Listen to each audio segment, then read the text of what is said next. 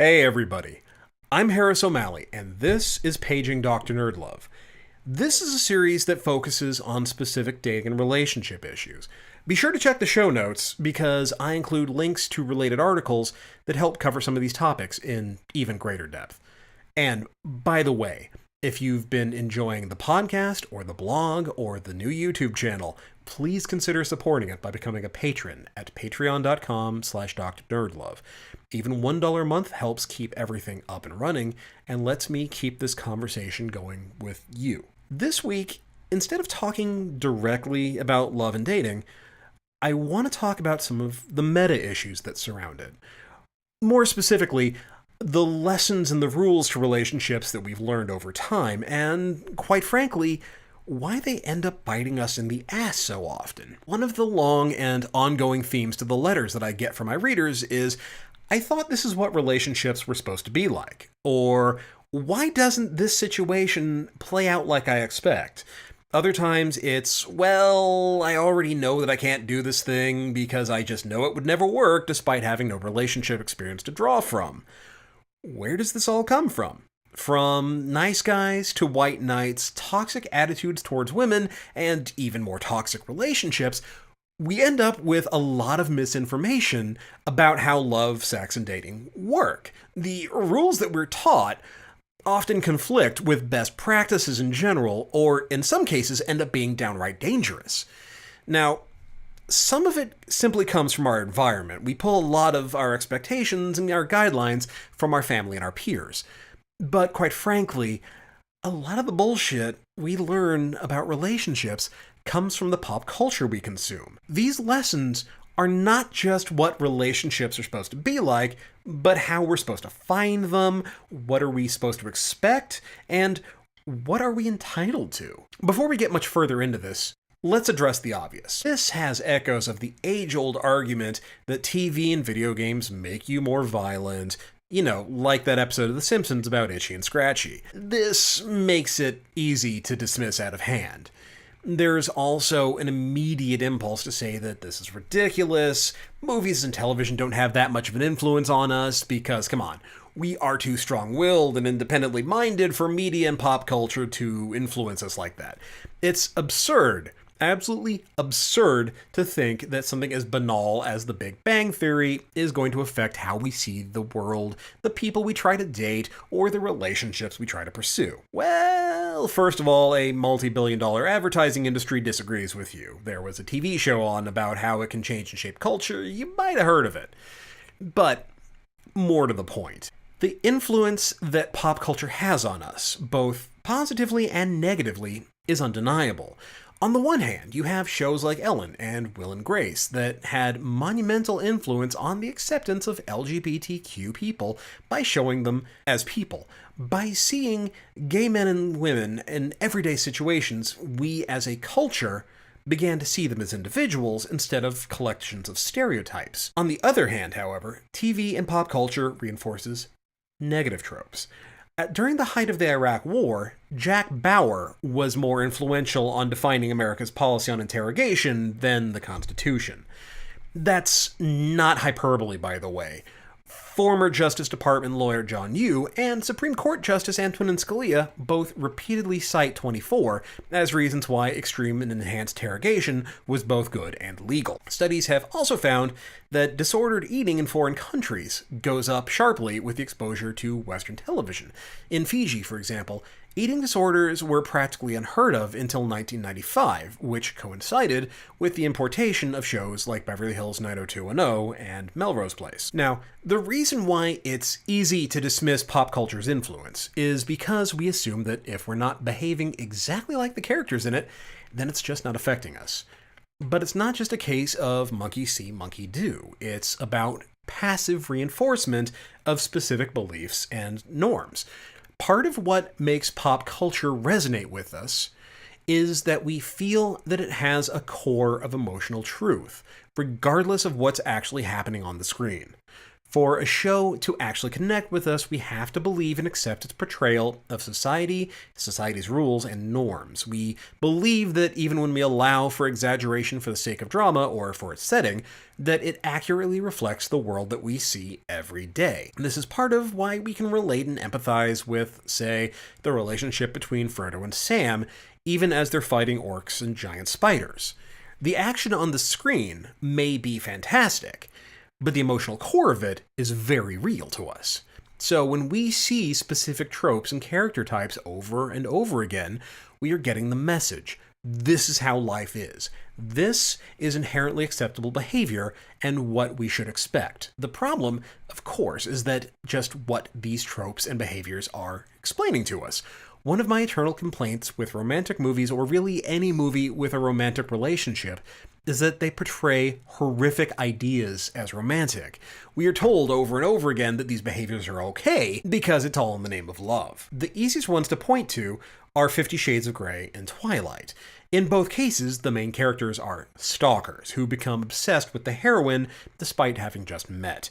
Christian Grey, for example, has no problems tracing Anastasia's phone to a nightclub and then following her there, ostensibly because he's been worried about her, before picking her drunk ass up and carrying her back to his hotel like he's bringing home a pizza. Now, at no point has she ever consented to any of this. She has no previous relationship with Grey. She has never indicated that she is okay with staying over with him. He just takes charge because that's the kind of guy he is, and isn't it romantic? Edward Cullen is breaking into Bella's room to watch her sleep because he's just that in love with her.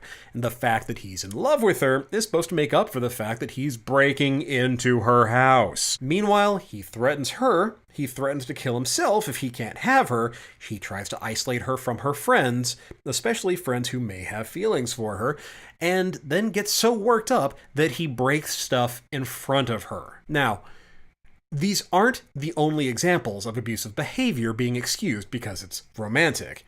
It's just the easiest to point to. We can just as easily look at, say, The Notebook, where Ryan Gosling's character threatens to kill himself if Rachel McAdams, who is currently on a date with someone else, doesn't go out with him. In The Wedding Crashers, we watch Vince Vaughn and Owen Wilson lie and gaslight women in order to sleep with them. It's supposed to be wacky hijinks from a couple of roguish scamps. The only line of judgment comes when Will Ferrell's character is picking up women at funerals. That apparently is where the line is. In You've Got Mail, Tom Hanks' character gaslights the woman he's supposedly fallen in love with. Now, not only is he emotionally manipulating her, but he ends her career as a bookseller, and it's all forgiven because, hey, they've fallen in love and all is right with the world. And then there's the continual reassertion that consent, particularly sexual consent, is not only not required, but something that you shouldn't need to try to get. The New Girl, for example, has an attractive woman in Cece telling you that asking to kiss someone is literally the least sexy thing a man can do.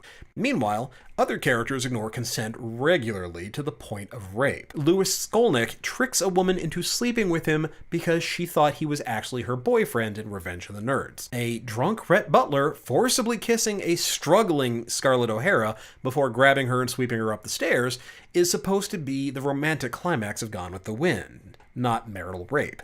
Now, of course, we also have to point out that you can watch Vince Vaughn get sexually assaulted in Wedding Crashers in a scene that tells us we're supposed to laugh at it. That's its own bundle of absolute what the fuckery. Even if we take obvious cases of rape out of the picture, consent is still presented less as something to obtain and more as something to overcome. Being told no, whether it's being turned down flat or getting dumped, isn't final because, hey, true love wins in the end. Constantly chasing someone who's told you over and over again that she's not interested is okay because you can get her to love you. The fact that she ended the relationship with you doesn't mean that you can't get her back if you just keep at it. Hell, the fact that she doesn't want to see you anymore doesn't actually count. Not when you can stand under her window with your boombox instead. If she won't go out with you, you just need to show her how much you care. And really, what better way is there to do that than to hijack some major event in her life? Sure, What's a little humiliation in front of someone's friends and family when true love is on the line? Even the classic nice guy can find reinforcement in modern media. The two most obvious examples are Ted Mosby from How I Met Your Mother and Ross Geller from Friends, both of whom actively lie to the people they're in love with in order to stay in a relationship with them and repeatedly sabotage their crush's other relationships. Hell, it was Friends who popularized the idea of the friend zone in the first place. Of course, one of the ongoing themes of these romances is that men, especially weaker, nerdier men, are justified in this behavior. It's okay to be manipulative because it works to their advantage. If they aren't as classically handsome or sexy, they have to use their brains. And if that means lying, sabotage, trickery, gaslighting, or just violating the other person's privacy, well, that's what it takes to even the playing field. Normally, the lampshade that's hung on this to make us feel okay about it is that the boyfriend of the crush is a jerk. Sometimes they're actively awful, but other times their crime is not being the protagonist. They just aren't right for her, not like Ted or Ross or Ducky or whomever is. Ironically enough, the bad boyfriends are rarely as manipulative or abusive as the heroes. Whether he's actively an asshole or just a dull, poor match, he usually hasn't, say, ruined her wedding, or humiliated her during graduation, or just kept at her until he ground her down to the point that she finally said, "Yes, I'll go out with you." And it's not just behaviors that get reinforced either. Attitudes towards people and sex are reinforced regularly. We are told to laugh at the older couple that has the kinky sex life, or that the woman who is ambitious and focused on her career is actually unhappy and needs a man in her life to complete them. Monogamy, it's easy, it's for everyone, and men who sleep with lots of women are only doing so because they were hurt when they were younger. We hear these often enough times, and not only do we start to expect other people to follow these ideas, but the people who aren't like them get increasingly isolated. We start to feel like we're the freaks because what we want or need from a relationship doesn't line up with what we see presented to us every day. And other times, we take these behaviors into our real-life relationships because, well, we think they're legit. And make no mistake, we see these behaviors replicated in real life all the time. The nice guy who tries to pull the platonic best friend backdoor gambit is drawing from the same well as Ross and Ducky. Guys have used Reddit and Twitter to track down people they've developed crushes on at conventions. There are people who simply believe that the strength of their attraction to someone justifies ignoring the lack of attraction from the other person, even when they've been told over and over again, "Stop talking to me, stop contacting me." Now, don't get me wrong. I'm not saying, woo-woo, pop culture is bad, kill your television. I'm one of the first people to point out the ways that you can learn from movies or TV shows, or how certain characters can serve as positive role models. But it's important to pay attention to what we're absorbing in our entertainment. We may not be out in the rain holding up a boombox playing In Your Eyes, but there's still that part of us that wonders, would that do the trick? All right. Thanks for checking out the video. If you liked it, please do me a favor. Subscribe it, share it with your friends. If you've really enjoyed it and you have some thoughts about pop culture, how it has or hasn't changed your relationships or changed how you looked at relationships, leave a comment below. I really want to hear your thoughts. Meanwhile, follow me on Facebook at facebook.com/DrNerdLove. Find me on Twitter, twitter.com/you guessed it, DrNerdLove. If you need dating advice, I've got some of the best books out there you can find, drnerdlove.com/books. And if you do check them out, do me a favor. Leave a review on Amazon and Goodreads. It's a huge help. Meanwhile, I will be back with you next week with a new video. Later.